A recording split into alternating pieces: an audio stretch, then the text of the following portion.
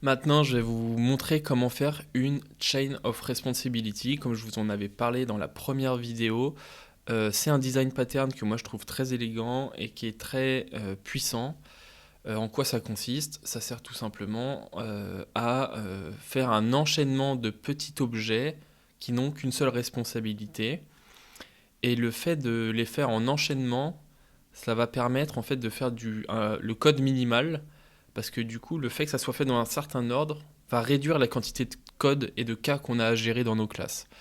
Et ça, je vais vous montrer ça par l'exemple, du coup, avec ici les scores de tennis. Je vais vous mettre aussi en description un lien vers un peu plus de documentation sur ce design pattern que j'aime beaucoup, là, la Chain of Responsibility, si ça vous intéresse. Et comment on fait? Voilà, du coup là je vais créer en fait des mini-objets qui vont gérer les scores à partir de deux arguments, deux paramètres, point 1, point 2. Et j'ai juste à écrire quatre petites classes parce qu'il y a le score de l'égalité, le score de l'avantage, le score standard et le score de la win. On a quatre possibilités dans un score au tennis. Donc voilà.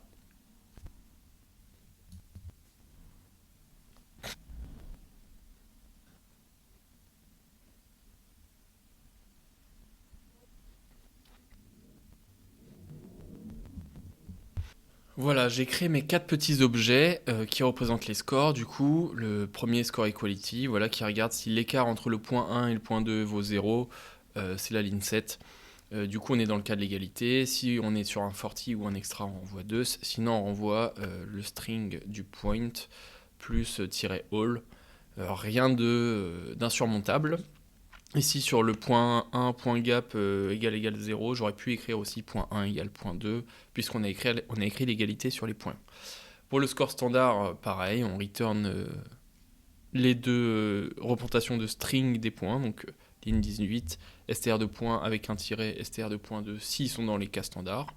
Et on voit que dans mes objets, je m'embête pas sur le return none. À la fin, je passe. Il se passe rien. Je vais certainement return none. On n'a pas cette complexité-là à réfléchir dans le cas où c'est pas un score standard. On est vraiment dans l'objet standard, pareil pour l'égalité. Là, ce que je peux vous montrer, l'avantage, voilà, il n'est pas plus technique que ça. C'est si le gap il vaut 1 ou moins 1, tout simplement. Il n'y a rien de plus compliqué. Et le score win. Dans ma tête, il est déjà à la fin de ma chaîne. Donc ce qui me permet de regarder si l'écart il est supérieur ou égal à 2, c'est une victoire pour le player 1. Et sinon, en fait, c'est forcément une victoire pour le player 2 parce que dans la chain of responsibility qu'on va écrire, s'il n'y a ni standard, ni avantage, ni égalité, c'est que c'est une win pour le player 2 et que l'écart il vaut pas 2. Donc voilà, maintenant on a nos 4 petits objets, on va les mettre dans la classe Chain of Responsibility qu'on va créer. Et pour ça, je vais devoir vous expliquer comment ça marche, une Chain of Responsibility. Donc là, j'ai ramené dans le code, en CTRL V, une classe handler et une classe basehandler. La classe handler, ça va être une classe abstraite qui aura deux méthodes abstraites, setNext et handle. Ça va vraiment être la base du design pattern. Hein. C'est un handler, ça veut dire quelque chose qui gère, un géreur, ouais, je sais pas comment, un gestionnaire. Géreur, je suis pas sûr que ça existe dans le dictionnaire. Donc on va l'appeler le gestionnaire, c'est le gestionnaire parent ultime. Il a juste deux méthodes, donc une méthode publique handle et une méthode publique setNext, qui va lui prendre un handler et le handle qui va prendre une request. Request, c'est un peu le mot fourre-tout, hein, ça n'a rien à voir avec la librairie request des appels API. C'est le mot fourre-tout pour dire quelque chose à faire, quoi. Il va gérer une requête, tout simplement, qu'importe la requête. Ici, dans notre cas, ça sera des points de tennis, tout simplement. Cette classe handler qui hérite de ABC, elle va être utilisée dans quelque chose, dans une autre classe qui va s'appeler basehandler. Cette classe basehandler qui hérite de handler, elle va avoir une variable de classe underscore next, et c'est là où on va écrire le code de base de nos objets quand il n'y a rien d'écrit. Le setNext qui prend un handler donc comme son parent, obligatoirement, hein, c'est une classe abstraite. Il va stocker dans son next à lui-même le handler. Rien de plus classique, c'est un setter que tout le monde connaît ici, en tout cas j'espère bien. Une méthode handle, donc qui s'appelle gère en français, donc gestionnaire gère, ça fait un peu shipper, arrête de shipper, on se répète, Mais c'est le design pattern. Le but de cette vidéo, c'est juste de vous montrer un exemple concret de comment l'utiliser avec un exemple simple qui est le tennis. Et qui fait tout simplement un if. Si j'ai un prochain dans cette chaîne, parce que là on va vraiment parler d'enchaînement de classes, alors je vais appeler la méthode handle de mon prochain. Mais comme tous nos objets de notre chaîne auront le même contrat, c'est-à-dire qu'ils auront tous une méthode handle, en fait ça va marcher. Donc voilà, ce base handler, on va le faire tout simplement hériter de nos petits objets, score equality, score advantage, score win, score standard. Donc là, j'adapte la requête à mon métier, à mon domaine où c'est du tennis. Donc c'est juste la méthode handle, elle va gérer des points 1 et des points 2 et elle va prendre ça en argument. Donc j'ai modifié dans la classe handler la parent-parent ABC, aussi dans la base handler. Et là, je peux ramener ça dans mes petits objets score equality, score standard. J'ai juste à les faire hériter. Et là, on va me dire, bah ok, du coup, là où j'ai été bon, vous voyez, comme vous pouvez voir ici, c'est que mes petits objets, score standard, score equality, j'avais déjà appelé la méthode handle. Je suis malin, je savais que j'allais l'appeler handle et qu'on doit l'appeler handle dans ce design. Après, on peut l'appeler comme on veut, évidemment, mais l'objectif, c'est de vous montrer. Maintenant, on se dit, est-ce que j'ai fini? Non, il est là, toute l'intelligence de la chain of responsibility. Elle est dans cette ligne qui est un peu complexe, cette ligne 35 qui fait super.handle 2.1.2. Qu'est-ce que ça veut dire? Ça veut dire que le score equality, quand on va appeler son handle, ce qu'il va faire, il va faire ce if. S'il ne rentre pas dedans, donc ça veut dire que c'est pas le cas de l'égalité, ce qu'il va faire, il va dire, il va returner super, donc la classe au-dessus de lui, .handle, .1.2. Donc la classe au-dessus, c'est celle-ci. Celle-ci, le handle, c'est celle-ci, c'est la base handler. La méthode handle va appeler, si jamais il a un prochain, la méthode handle de son prochain. Là, on n'a pas encore mis en place les prochains. Vous allez voir, c'est facile. C'est en appelant la méthode setNext, sans vous spoiler. Mais au lieu de return none ou de return rien, etc., pour chacun de nos petits objets, on va return super.handle. Ça veut dire la classe d'après. En gros, c'est la manière de la chaîne of responsabilité de dire je passe le coussin de parole, c'est pas ma responsabilité, je suis pas dans une égalité. Donc voilà, je passe le ballon chaud au prochain, moi j'en ai rien à faire, je me barre, c'est pas mon cas, c'est pas mon problème.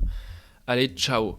Pareil pour le score advantage, voilà, s'il n'y a pas avantage, il dit ciao, bye bye, c'est à la classe d'après de faire son taf. Ainsi de suite. Jusqu'à ce que quelqu'un se dise ah bah tiens, ça c'est mon taf. Donc là on va juste mettre ça dans une grande classe qu'on va appeler chain of score, dans laquelle on va faire un init et on va mettre les 4, on va mettre un peu plus vite, les 4 objets qu'on a créés, tout simplement. Voilà, on a nos 4 attributs. Maintenant on a juste à faire une méthode privée setupChain qui va installer cette chaîne. Et là, là on va définir l'ordre dans lequel les classes vont s'appeler. Et moi, mon premier, ça va être le score equality. On va d'abord regarder l'égalité. S'il n'y a pas d'égalité, j'ai envie de regarder s'il y a un standard. Après le standard, si jamais il n'y a toujours pas de standard, je vais appeler l'avantage. Et l'avantage, s'il n'y a pas avantage, je vais appeler win. En fait, c'est ici que tu crées vraiment ton enchaînement de petites classes. C'est-à-dire que il va regarder s'il y a égalité. Le prochain de l'objet égalité, ça va être le standard. Le prochain de l'objet standard, ça va être l'avantage. Et le prochain de l'objet avantage, ça va être le win. Et c'est ça qui va en fait charger son next, son super handle. Tout simplement. Et donc là, maintenant, on a défini cet ordre-là et personne ne pourra modifier cet ordre-là. Et du coup, cette classe chain of score, elle va avoir juste une méthode publique qui va appeler equality.handle. Et là, tu te dis, mais attends, tu es en train de gérer que l'égalité sur ta chain of score. Mais si tu as tout compris, non. J'espère que je vais pas trop vite et que c'est un peu clair. Mais en fait, en appelant l'égalité ici, .handle, avec 2 points, il va rentrer dans le handle de equality.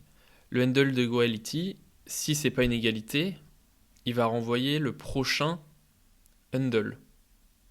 Le super.handle comme on voit ici. Et on lui a dit que le prochain de l'egality, c'est le standard. Donc il va essayer le handle du standard. S'il ne rentre pas dans un cas standard, le cas standard il va faire pareil. Il va renvoyer le super.handle de la classe suivante dans la chaîne, ainsi de suite. J'espère que c'est clair, mais c'est vraiment voir ça comme un enchaînement de méthodes et de classes qu'on définit nous-mêmes dans un ordre. Et ça nous permet de faire vraiment du code minimal. On peut voir le score win là où on n'a même pas à s'embêter sur un super parce qu'on sait qu'à la fin d'une win, il n'y a plus rien. Donc nos objets, ils font 3-4 lignes, voilà, c'est rien de compliqué. Et le grand avantage, voilà, c'est vraiment ce truc du si c'est pas mon boulot, bah, je le passe au prochain. Je passe la requête au prochain. Ici, la requête, c'est .1, .2. Voilà, j'espère que ça vous a fait comprendre un peu ce que j'essaye de vous dire sur cette chain of responsibility. Mais le plus important, c'est de voir maintenant, on va l'implémenter dans la classe tennis, voir est-ce que ça marche. Et on croise les doigts, et oui.